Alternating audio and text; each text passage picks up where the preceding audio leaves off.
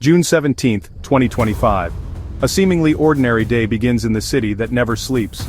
Lower Manhattan wakes to calm, a gentle hum of activity slowly building as the sun rises. But by midday, the tranquility shatters, and chaos erupts, sending shockwaves through the city's veins.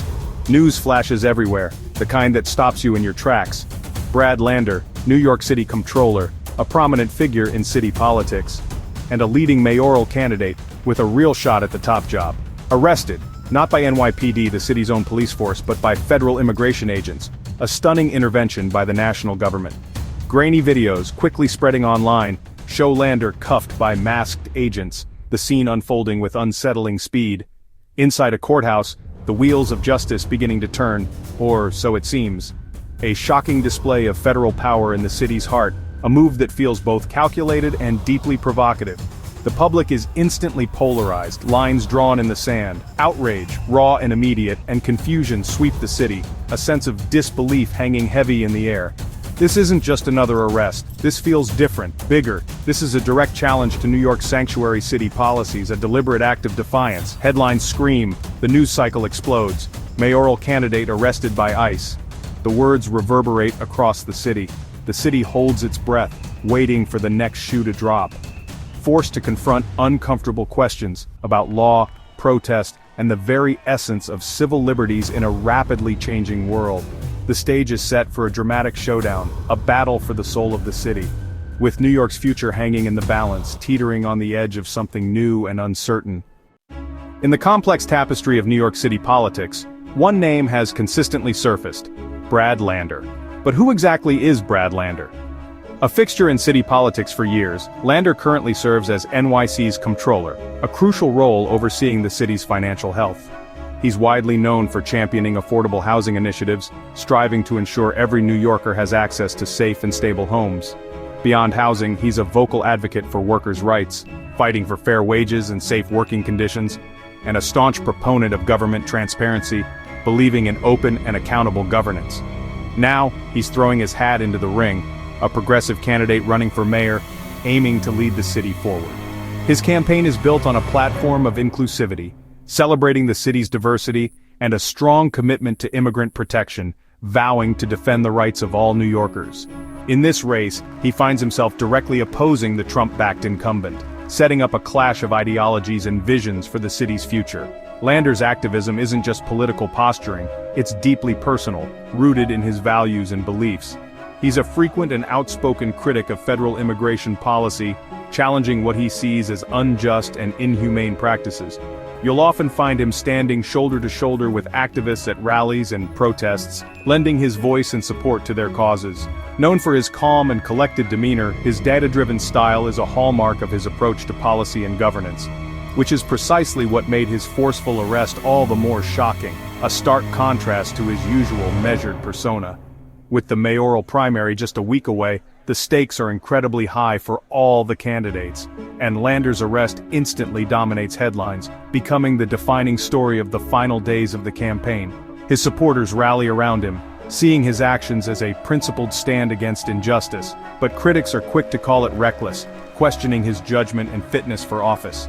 Given the city's political landscape, the next mayor will almost certainly be the Democratic nominee, making this primary election the de facto mayoral race. And now, Lander's fate, and perhaps the direction of the city, hangs precariously in the balance. For some, he's emerged as a hero, a symbol of resistance against perceived overreach. For others, he's simply a lawbreaker, someone who disregarded the rules and must be held accountable.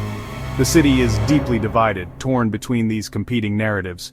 And with so much at stake, the drama surrounding Lander's arrest has only intensified the already heated political climate. Lander arrives at Federal Plaza, a place buzzing with activity and the weight of legal proceedings.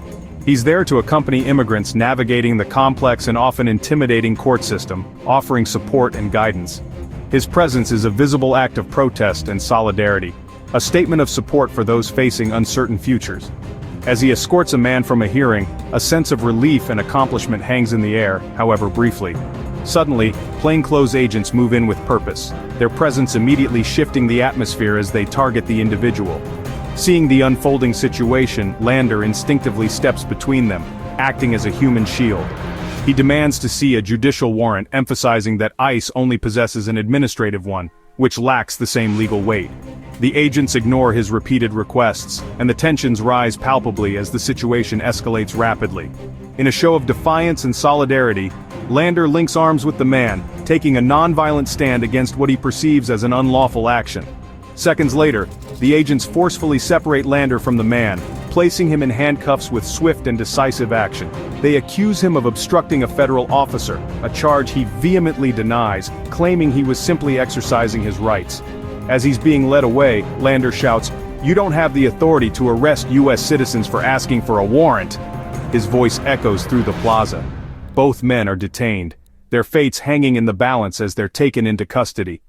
Recognizing the gravity of the situation, Lander's wife immediately posts the video online, hoping to bring attention to what she believes is an injustice. The footage spreads instantly across social media platforms, shared and reshared at an exponential rate. The video ignites widespread outrage, sparking debates and discussions about immigration enforcement and civil liberties. A single tense moment inside a federal courthouse quickly escalates, becoming a national flashpoint in the ongoing political controversy surrounding immigration. The video goes viral. #Free Brad Lander trends nationwide. Politicians and activists denounce the arrest. Protests erupt outside Federal Plaza. Thousands gather, chanting against ICE and federal overreach. The controversy exposes deep rifts over immigration enforcement and the limits of federal power. Supporters call Lander's actions courageous. Critics say he endangered law enforcement. The city and the nation are forced to ask, should federal agents arrest public officials for peaceful protest? As the mayoral primary nears, voters must decide. Is Lander a champion of justice or a reckless agitator? The arrest sparks a reckoning about democracy, civil liberties, and the future of New York City.